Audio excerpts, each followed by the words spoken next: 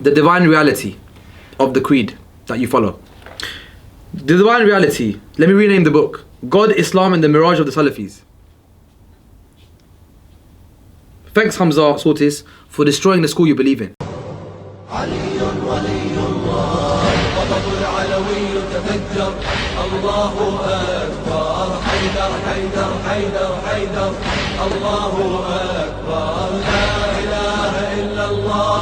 محمد رسول الله لا إله إلا الله علي ولي الله Muhammad.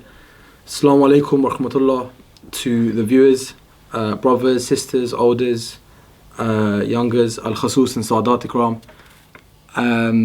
Thank you for tuning in again. This is my second episode and it's carrying on for my first narrative about Tawheed and how different schools, especially the Salafi, and their perception of Tawheed.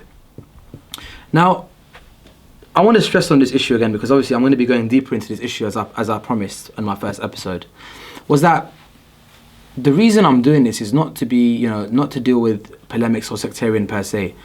However, it's, like I'm dealing with Christian theology. I'm talking about how the Salafi theology is inconsistent, and the reason I'm doing this is I don't deal with attacking other sects for no reason. That's you lot.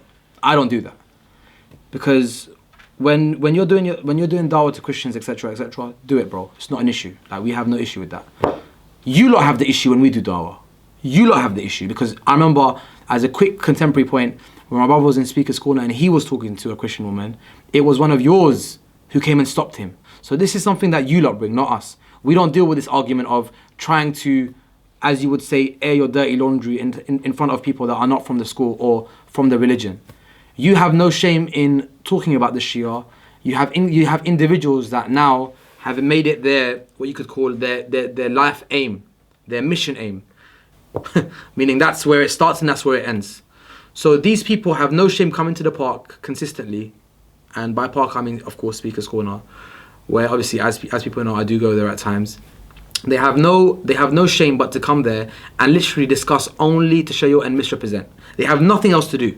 Meaning, you don't come for the Christians, you don't come for the other religions, you don't come to have general conversations. All you come to do is disrespect, misrepresent Shiism, and act in an aggressive manner towards us. That's all you have. That's all you're there to do.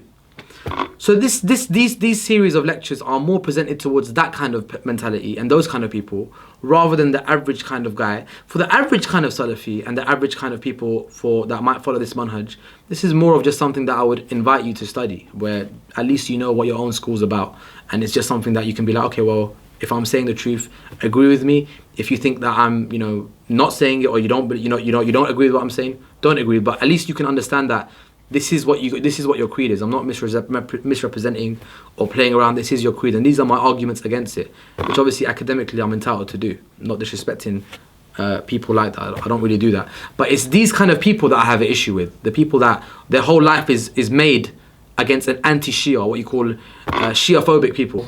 The kind of people that you could, let's just say there's a channel. There's a channel that his main purpose in life is to refute Shiism, but yet you'll bring two people with contradictory views that are not from the same school purely because they refute the Shia. So when a Shia refutes one of them back, the other one goes, well, I don't believe that. And when he refutes the other one goes, well, I don't believe that. Again, it's the same aspect of the man and the wife that go to different cities that predict the weather, and they always get it right. You can never get it wrong, can they? So the whole aspect is, these are the kind of mentality I'm trying to address, where you're not really there to learn or understand. You're just there to win the argument at all costs, no matter how intellectually dishonest you are. And like my good friend says, we're all going to the grave, so no one's going to answer for us in the graves. Yeah, keep that in mind. So the thing that I wanted to go to now was, again, inconsistency. So now that I've spoken a little about that, I wanted to talk about the inconsistency aspect. The inconsistency aspect of the school, the divine reality. The divine reality, God, Islam, and the mirage of atheism. Who's that written by? Hamza Tzortzis. I don't even know if I'm pronouncing that correctly. This is an individual who, I think I saw a video of him calling Shias mushriks or something like that. He definitely was insulting towards the Shia. He generally doesn't tend to be. He tends to be quite, he presents himself as an intellectual. The reason I'm quoting him is only because he is someone who is seen as a da'i, as part of the Salafiyah school. He's also someone that was invited to Medina University, and he was actually invited to teach the Salafis over there how to prove God to atheists. So meaning, obviously, with their school and their theology, they obviously are going to have trouble proving God to atheists, because the theology is so problematic. How can, based on the principles that you bring, where whatever befits His Majesty, you keep using that, you can't say that to an atheist, can you? So therefore, obviously, you have trouble. So this is like the intellectual that they brought, and that's fine, I respect that. But the problem is, there's only one problem, is that the divine reality of it all is that the arguments he brought in this book, or definitely a section of this book, is the same arguments that demolish your school. So I just want to see, who he thanks in the book. So I think in the introduction, he thanks Adnan Rashid. Big up Adnan Rashid. Adnan Rashid, my friend from Speaker's Corner. He definitely gives him, he goes, grateful to my friend. So thank you for thanking Adnan Rashid. So he's the guy that helped destroy your own theology, just to let you know. And I will prove. I'll show to you how. So let's go on to the divine reality. Chapter 6, Divine Link, page 95. Let's have a look at what Tzortzis says. So the reason I'm trying to show you this to the viewers is the inconsistency and also the arguments that I'm going to show from his own book about proving God. These same arguments are going to destroy his own theology and the school of theology, the Salafi theology that he believes in. So the same arguments that he uses to say that if you believe in these things you will limit God is the same argument that will destroy his own theology and the whole Salafi theology in that process. So imagine you walk out your house, and on your street you find a row of dominoes that stretch far beyond what your eyes can see. You start to hear a noise that gets slightly louder as time passes. This noise is familiar to you, as you used to play with dominoes as a child. It is the sound of them falling. Eventually you see this amazing display of falling dominoes approaching you. You greatly admire how the basic laws of physics can produce such a remarkable spectacle. However, you're also saddened because the last domino has now fallen a few inches away from your feet. Still excited about what just happened, you decide to walk down the street to find the first domino, hoping to meet the person responsible for producing this wonderful experience. Again, intellectuality, I'm liking it, it's good. Keeping the above scenario in mind, I want to ask you a few questions. As you walk down the street, will you eventually reach where the chain of dominoes begin, or will you keep on walking forever? The obvious response is that you will eventually find the first domino. However, I want to ask you why. The reason you know that you will find the first domino is because you understand the domino chain went on forever. The last domino that fell by your feet would have never fallen. An infinite number of dominoes would have had to fall before the last domino could fall. Yet an infinite amount of falling dominoes would take an infinite amount of time. In other words, the last domino would never fall. Putting this in simpler terms, you know that in order for the last domino to fall, the domino must fall prior to it. And for that domino to fall, the domino behind it must fall prior to it. If this went on forever, the last domino would never fall. I like it. Sticking with this analogy, I want you to ask you another question. Let's say walking down the street, you finally come across the first domino, which led to the falling of the entire chain. Okay, what would your thoughts be about the first domino? Would you think that this domino fell by itself? In other words, do you think the falling of the first domino can somehow be explained without referring to anything external to it? Here we go. Clearly not. That runs against the grain of our basic intuition about reality. Nothing really happens on its own. Okay. Everything requires an explanation of some sort. So the first domino's fall had to have been triggered by something else, a person, the wind, or a thing hitting it. Whatever this something else is, it has to form a part of our explanation of falling dominoes. So to sum up our reflection thus far, neither could the chain of dominoes contain an infinite number of items, nor could the first domino start falling for no reason whatsoever. The above analogy is the summary of the argument from dependency. The universe is someone like a row of dominoes. The universe and everything within it is dependent. Jayad.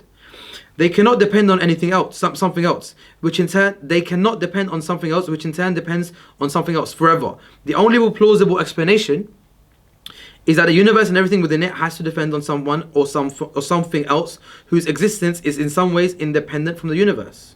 Okay.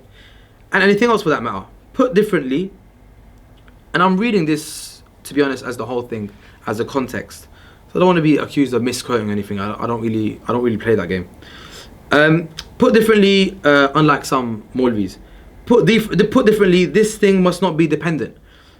The way the universe is, because that would just add one more domino to the chain, which would then require an explanation. Therefore, there must be an independent external being that everything depends on.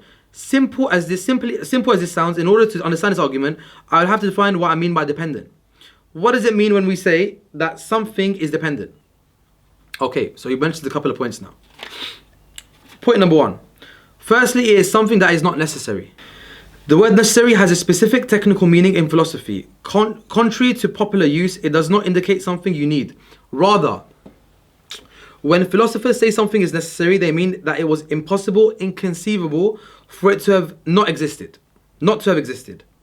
I understand why this may be a bit difficult to concept to grasp. This is nothing more. This is because nothing in our empirical experience is ever necessary. We can, however, get an adequate understanding of what being necessary means by thinking about the opposite. A thing or object not being necessary implies that it does not have to exist. In other words, it is conceivable that a thing could not have existed. It is not necessary. The chair you are presumably sitting on, like me, is clearly not necessary. We can imagine 1,000 different scenarios where it might not have existed.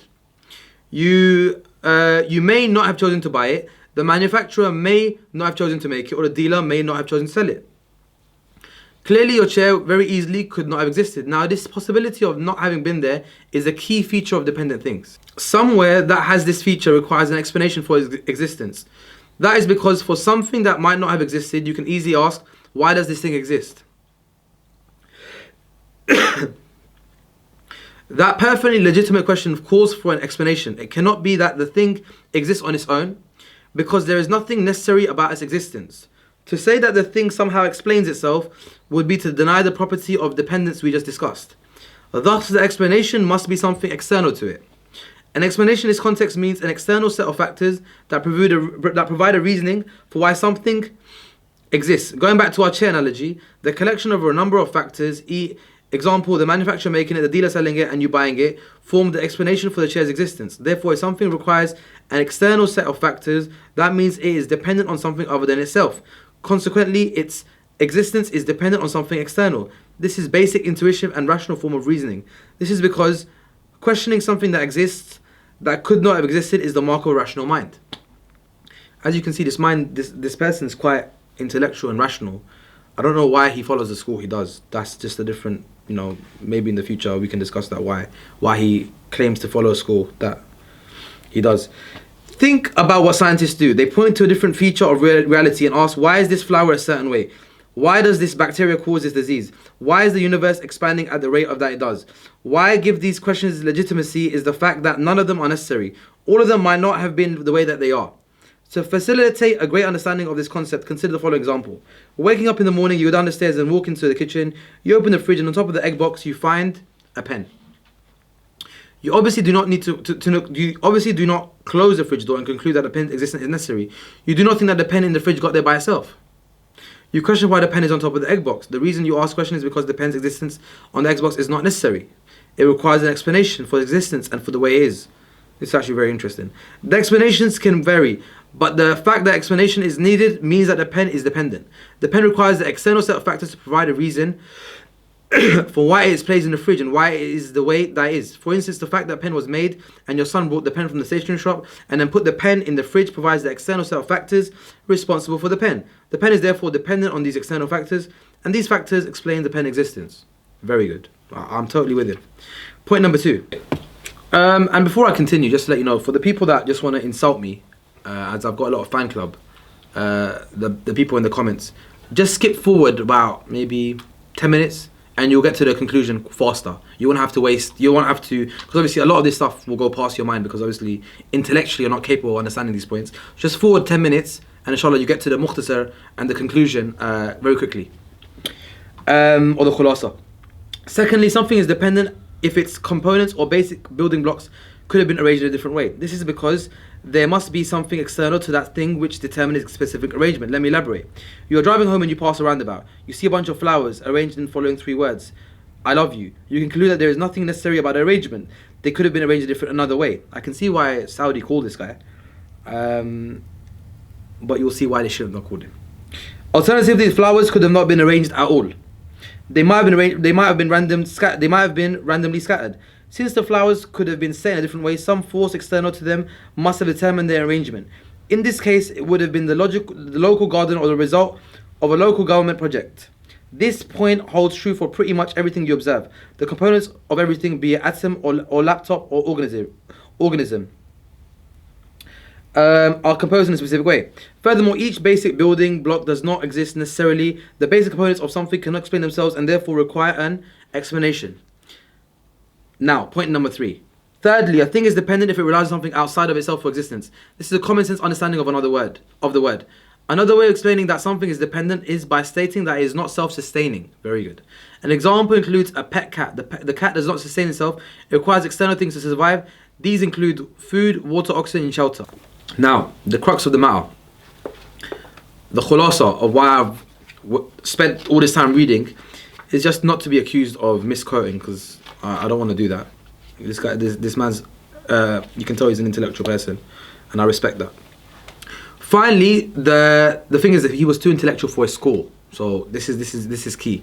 Finally, the defining features of a dependent thing are that it has limited physical qualities. Let me go again. Finally, the defining features of a dependent thing are that it has limited physical qualities. These can include shape. Is that ringing a bell? Size, color, temperature, charge, mass, etc. Why is this so? Well, if something has a limited physical feature, that feature must be limited by something external to itself, such as an external source.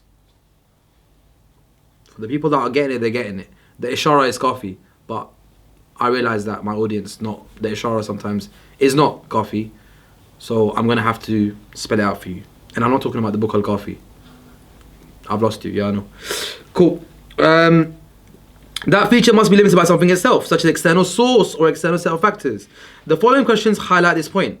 Why does it have these limits? Why is it not twice the size or a different shape or color? The thing did not give itself these limitations. For example, if I picked up a cupcake with its limited physical qualities of size, shape, color, and texture, and claimed that it existed necessarily, you would think I was foolish. You know that its size, color, and texture have been controlled by an external source, in this case, the baker.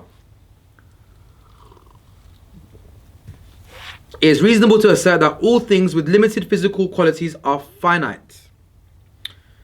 There must have been something prior. It is reasonable to It is reasonable to assert that all things with limited physical qualities are finite. Following yet? No problem. There may have been something prior that was responsible for their qualities. This means that all limited physical objects at one point had a beginning. Oof.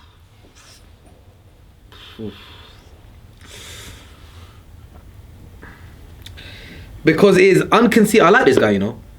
Hamza's a good guy. Because it is inconceivable that limited physical objects are eternal.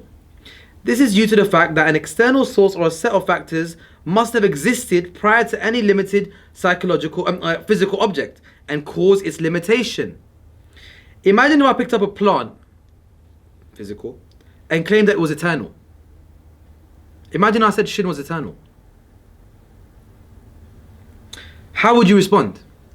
You would laugh at such an assertion. No, you wouldn't laugh. You would just say, whatever befits His Majesty. Why would you laugh? You would just say, whatever befits His Majesty. Imagine if you didn't witness the plant's beginning. You know it is finite because of a limited physical qualities. Because you know it is finite because of its limited physical qualities. However, even if limited physical objects, including the universe, were eternal, it would not change the fact that they are dependent and do not exist necessarily. This argument works regardless of whether or not the objectives are eternal or have a beginning. Applying the above comprehensive definition of what it means to be dependent leads us to conclude that the universe and everything within it is dependent. Reflect on anything that comes to mind. A pen, a tree, the sun, an electron, your God, the shin, the hands, the face, the eye, the feet, coming down every Thursday, the arsh, that istawa on top, the jogging. Does that ring a bell? No. Whatever befits His Majesty. Oh yeah, sorry, I forgot. That is the divine reality of the creed that you follow. The divine reality, let me rename the book. God, Islam and the Mirage of the Salafis. Thanks Hamza Tzortzis for destroying the school you believe in. And thank you Medina University for showing that students that have studied there for 8 years are not able to actually construct arguments, but rather have to call people from the West who actually come while teaching you Christian polemical debate arguments, actually destroys the whole foundation of what you believe as well. So guess what? You've proved God, but it's not the God you believe in. You've proved God. Well done. Definitely, I'll give him that. But it's not the God you believed in. You know what God believed that He's proved it? He's proved the Shia God. Not the man God who sits on top of the throne with a shin, that jogs, that comes every Thursday, that is limited to a location. What does he say? Just for the viewers that are a bit slower. Well, if something has a limited physical feature, then that feature must be limited by something external. If I picked a cupplate with its limited physical qualities of size, shape, color, texture, and claimed it existed necessarily, you would think I was foolish. This is your argument. Done. Indeed, you are foolish for believing in that God which you yourself refute. Shukran, Hamza. Allah bless you. And thank you who helped you. Adnan. Thanks for that. I appreciate it.